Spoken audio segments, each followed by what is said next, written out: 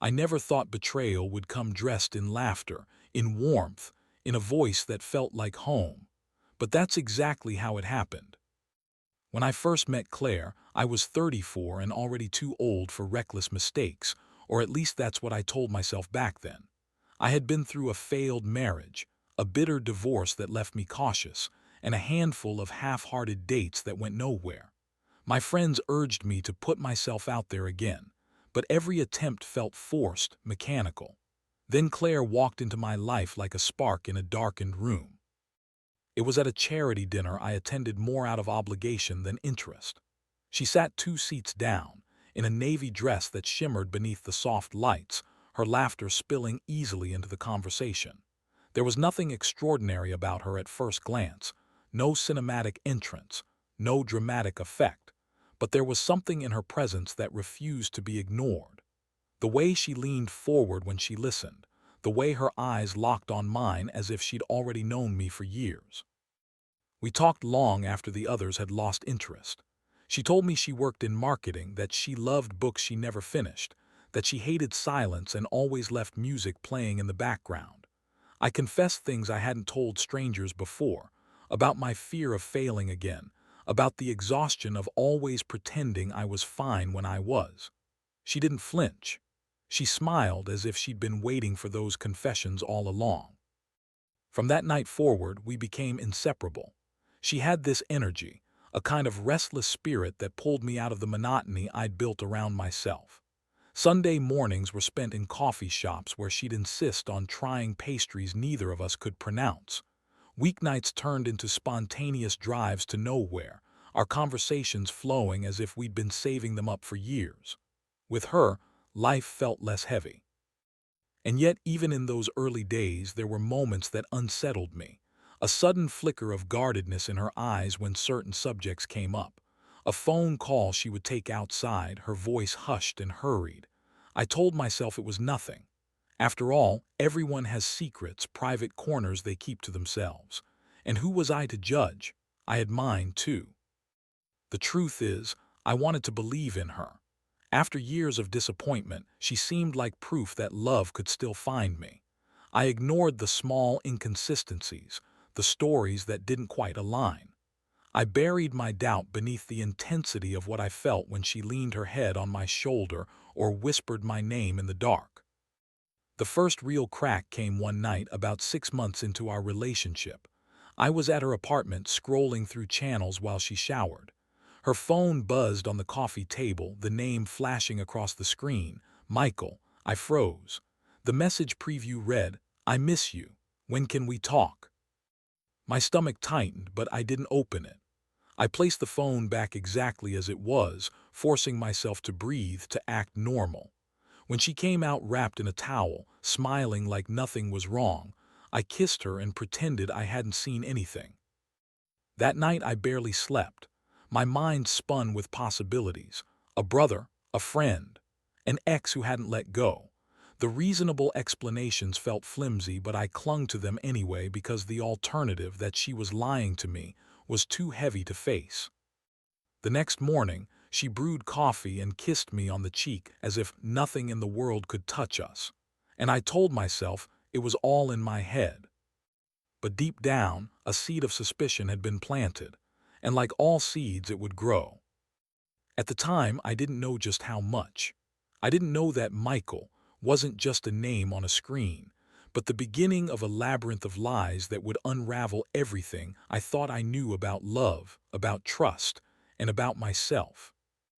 Looking back now, I can see the signs as clearly as if they were written in bold letters across the sky.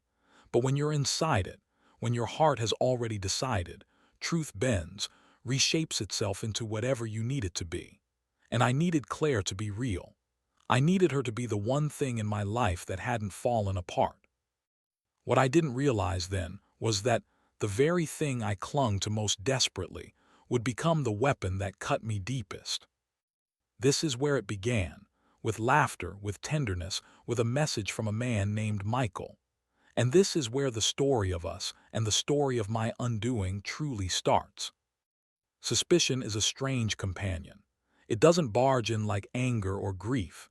It seeps in quietly, disguising itself as curiosity, convincing you that you're simply protecting yourself. That's how it was for me after seeing Michael's name on Claire's phone. I told myself not to jump to conclusions, but every small detail became a clue, every pause in her voice a possible confession she wasn't ready to make. For weeks I tried to ignore it. I buried myself in work, in errands, in the rhythm of daily life. But Claire's behavior started to change in ways that were too sharp to dismiss. She grew restless, always glancing at her phone when she thought I wasn't looking. She would step outside to take calls, her voice clipped and hushed. When I asked who it was, she would wave it off. Just a client, or a friend going through something. Her excuses never sounded convincing, but I nodded anyway. I wanted to believe her so badly that I swallowed every flimsy explanation. One Friday evening she invited me over for dinner. She had cooked pasta, poured wine, and for a while it felt like the weight between us had lifted. She laughed easily, leaned across the table to brush sauce from the corner of my mouth, told me about some new campaign she was working on. For a few precious hours the tension dissolved, and I let myself think maybe I had been wrong. Maybe I was paranoid. But then her phone buzzed again.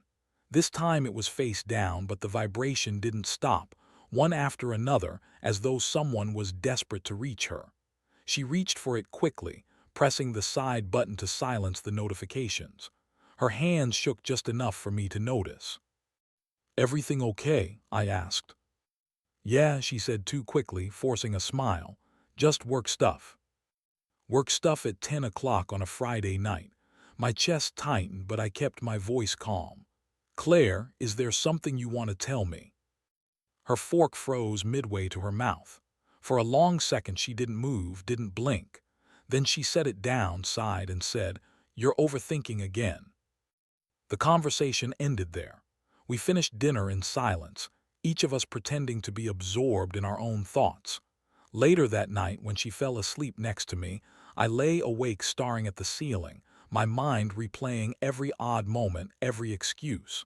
The seed of suspicion had sprouted, its roots winding deeper. A few days later, I gave in to temptation. While she showered, I opened her phone. The lock screen hadn't changed, and within seconds, I found what I was afraid to find: a string of messages from Michael. "I can't stop thinking about you. Last night was amazing. When can I see you again? Please don't shut me out." My hands trembled as I scrolled. Each word stabbed deeper.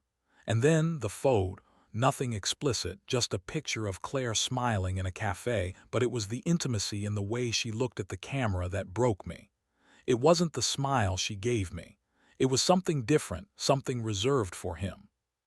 I closed the phone and set it back where I found it, my heart pounding so hard I thought she might hear it over the sound of running water.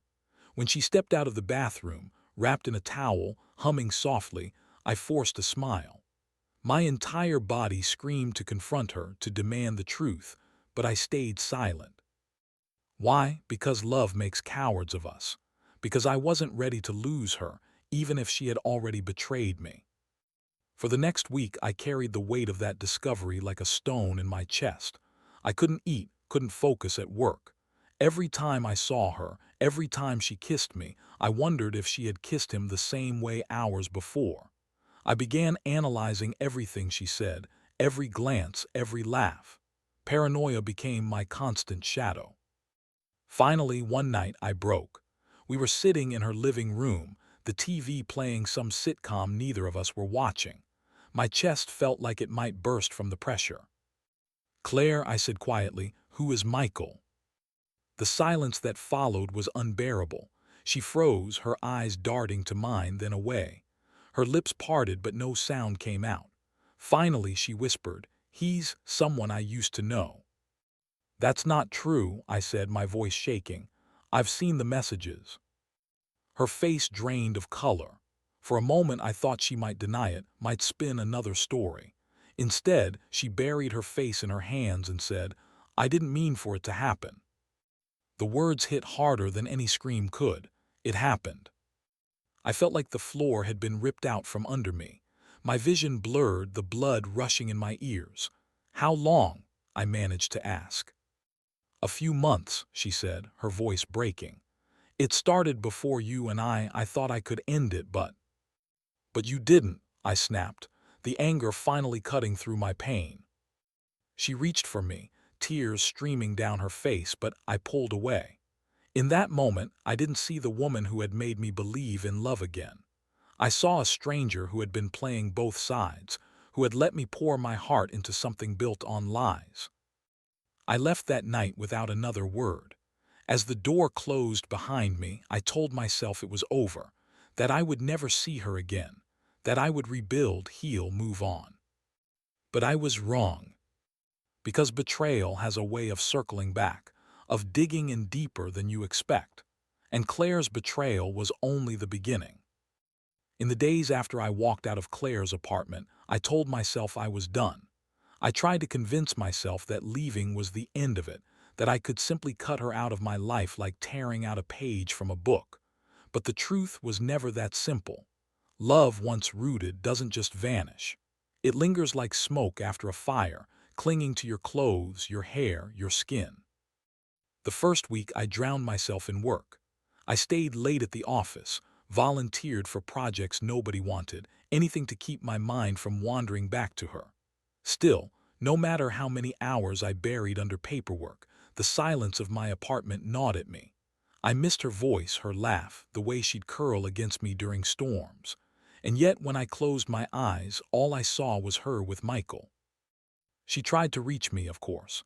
Dozens of texts, missed calls, voicemails I refused to listen to. Each notification was a reminder of the wound she'd carved into me. Still, part of me craved the sound of her voice, the explanation she wanted to give. That contradiction nearly drove me insane, wanting answers but dreading them at the same time.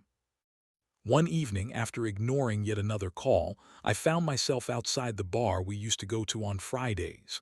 I hadn't planned it. My car seemed to drive there on its own. The neon lights flickered above the door, and for a moment I considered turning back. But then I saw her inside, sitting alone at our usual booth, a glass of wine untouched in front of her. She looked smaller somehow, her shoulders hunched, her face pale. For a moment I hated myself for caring. I stood there, frozen, torn between walking away and walking in. Against my better judgment, I chose the latter. Her eyes widened when she saw me. "You came," she whispered, as though she didn't believe it herself. "I shouldn't have," I replied, sliding into the booth opposite her. For a while, neither of us spoke. The noise of the bar faded into a distant hum, leaving only the tension between us. Finally, she broke the silence. "I ended it with him," she said. "Michael, it's over." I wanted to believe her. God, I wanted it so badly. But the wound was still raw and her words felt like salt on it. "And I'm supposed to just forgive you?" I asked bitterly. "No," she admitted. "I don't expect that. I need you to know it wasn't about him. It was never really about him. It was about me being scared. About me sabotaging something good because I didn't think I deserved it." Her voice cracked, and for the first time I saw genuine fear in her eyes, not fear of losing me, but fear of herself. That vulnerability twisted something in me. Despite everything, part of me still loved her. That was the cruelest part.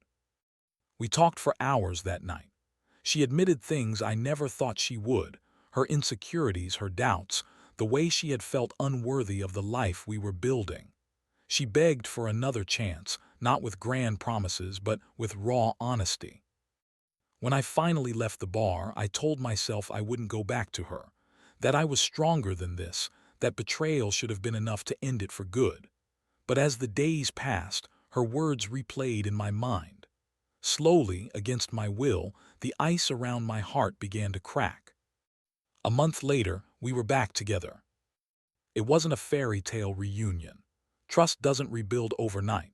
I was cautious, guarded, always watching for cracks. She, on the other hand, went out of her way to prove herself, checking in constantly, inviting me into every corner of her life, even introducing me to colleagues I'd never met before. She seemed desperate to erase the shadow of Michael, to show me she had chosen me and only me. And for a while it worked. We found a rhythm again. There were weekends away, quiet mornings with coffee, laughter spilling back into the spaces that had once felt so hollow. I allowed myself to believe we were healing, that love could survive even the sharpest betrayal. But the truth is, when trust breaks, it never returns whole. It comes back scarred, fragile, easily shattered. And mine was about to break again.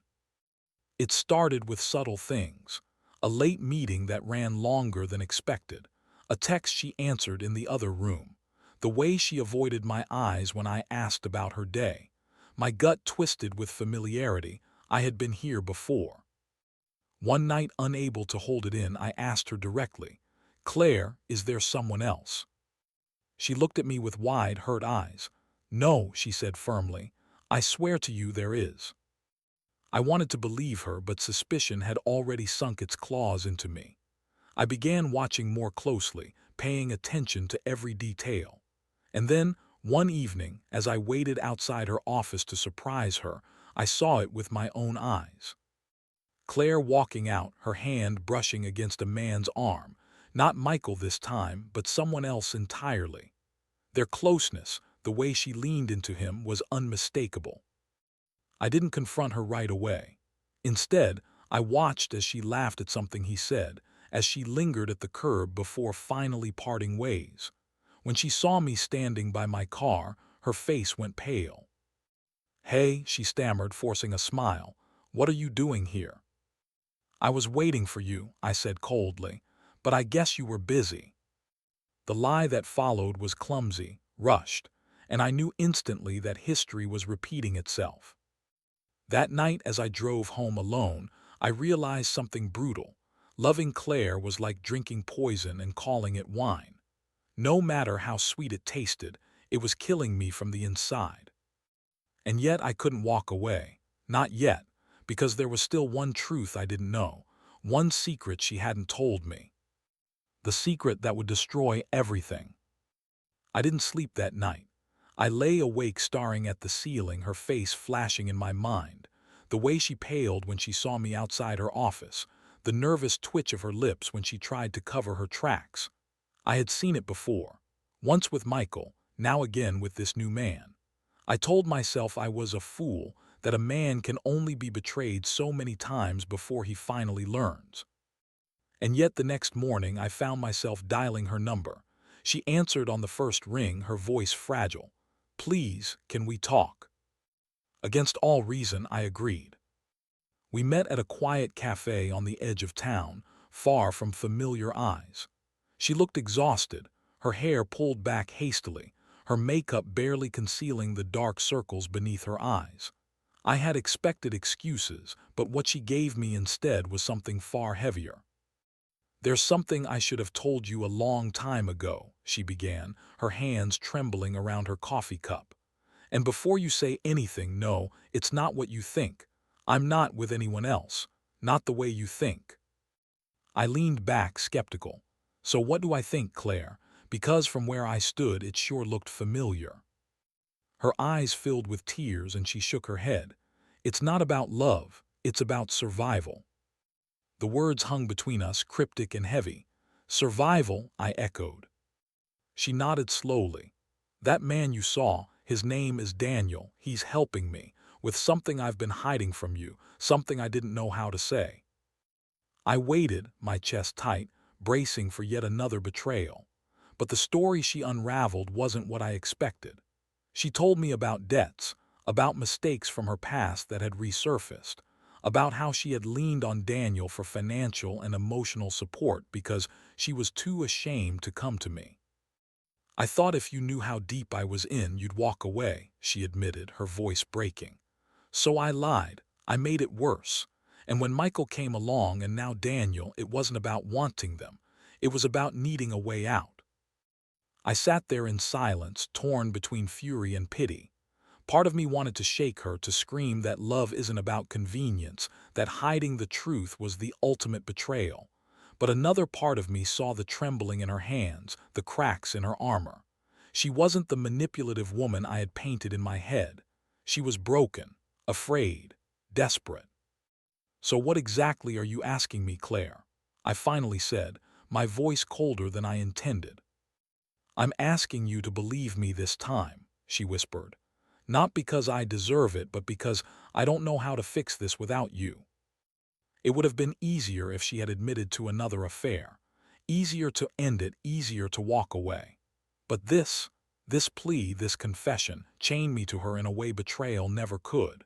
Because despite everything, despite the lies and the nights of torment, I still loved her.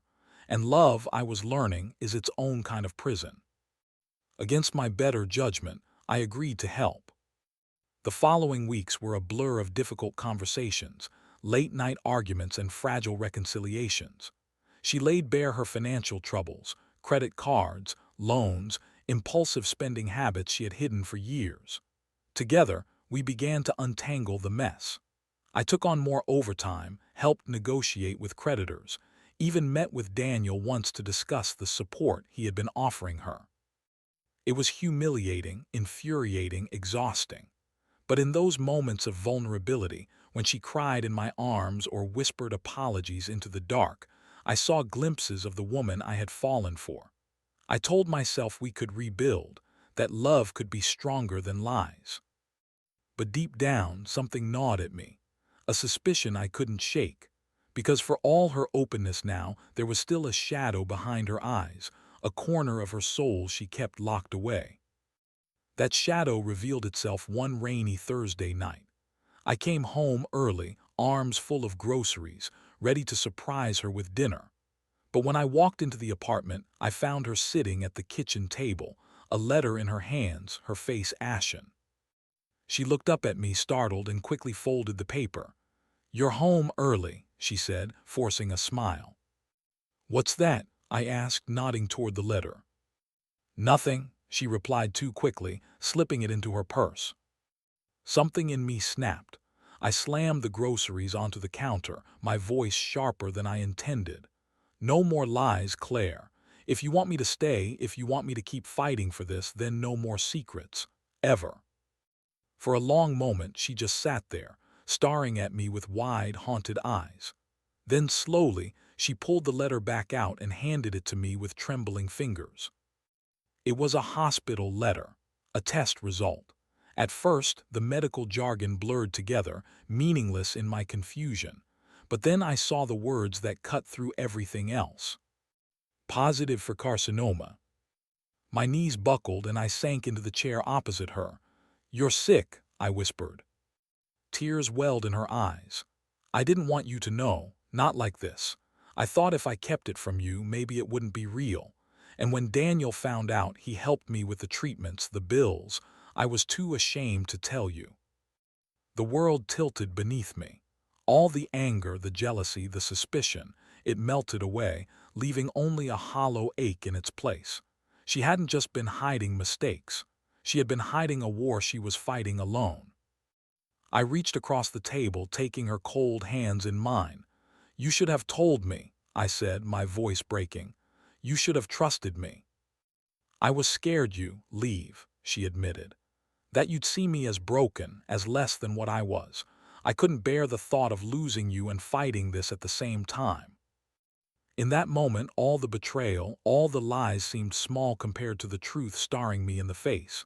She was sick, she was terrified, and she needed me. But love, I was about to learn, is not just about being there in moments of joy. It's about facing the darkest storms, even when trust has already been shattered. And this storm was only beginning. The days after the hospital letter felt like walking through fog. Every word she'd said, every fight we'd had, replayed in my mind with new weight. The late nights, the unexplained absences, the mysterious phone calls, it wasn't just betrayal. It was fear. Fear of her own body turning against her. Fear of needing me too much. Fear of being loved less because she was sick. I should have been furious, but instead I felt hollow. I cooked for her, drove her to appointments, sat beside her in waiting rooms that smelled of antiseptic and quiet despair. I held her hand through treatments that drained her of color, watching the woman I had loved so fiercely shrink before my eyes. But the truth is, Love mixed with resentment is a strange and bitter brew. While part of me wanted to protect her, another part whispered accusations in the dead of night. Why had she turned to others first? Why was Daniel the one who knew before me? Why did Michael's name still echo in the chambers of my memory whenever she reached for my hand? One night, as she slept beside me, frail and restless, I stared at the ceiling and wondered if perhaps betrayal had less to do with lies and more to do with timing. She hadn't cheated on me with Daniel, but she had trusted him with her darkest truth instead of me. And somehow, that hurt worse. Weeks stretched into months.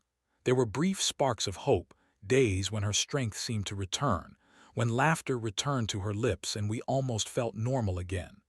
But shadows always lingered, reminders that life was fragile, that the woman I loved was fighting a war that neither of us was sure she could win. Then came the letter.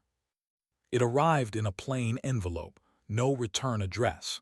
Inside was a single sheet of paper, handwritten in a careful, deliberate script. You think she told you everything. She didn't.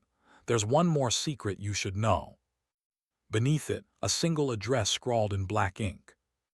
My heart pounded as I folded the paper. I wanted to ignore it, to throw it in the trash and bury the thought. But curiosity and fear gnawed at me until I couldn't stand it any longer. The address led me to a small storage unit on the edge of town. The manager, an old man with cloudy eyes, didn't ask questions when I showed him the paper. He just unlocked the door and handed me the key. Inside was a box, just one, cardboard weathered taped shut. My hands shook as I tore it open. Inside were stacks of letters, photographs, and receipts. A life hidden in fragments. But what stopped me cold was a collection of medical bills, not just hers but for a child, a daughter. I sifted through the papers, my breath catching. Birth certificates, hospital discharge notes, tiny footprints on a faded card. My world collapsed in that dimly lit unit. Claire had a child, a daughter she had never told me about.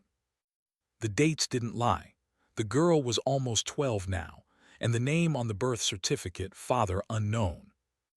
When I confronted her that night, she crumbled. Tears poured down her face as she confessed. Before we had met, during a time she'd never spoken of, she had given birth to a baby girl. Out of fear, shame, and youth, she had placed the child under the care of relatives in another state, visiting only in secret, supporting as best she could. I wanted to tell you, she sobbed. So many times. But every time I tried, I thought you'd leave. And once the lies started, I didn't know how to stop. You deserved the truth, but I was too much of a coward to give it to you. I sat there in silence, shattered. Every piece of my life with her, every kiss, every fight, every promise, felt like it had been built on quicksand. I thought I had known betrayal when she turned to Michael. I thought I had known it when Daniel stepped into the picture. But this was the final blow. I loved her. God help me, I still did. But as I looked at her, pale and trembling, the weight of her sickness and her secrets pressed down on me until I could barely breathe. Why didn't you trust me? I whispered. She reached for my hand, but I pulled away.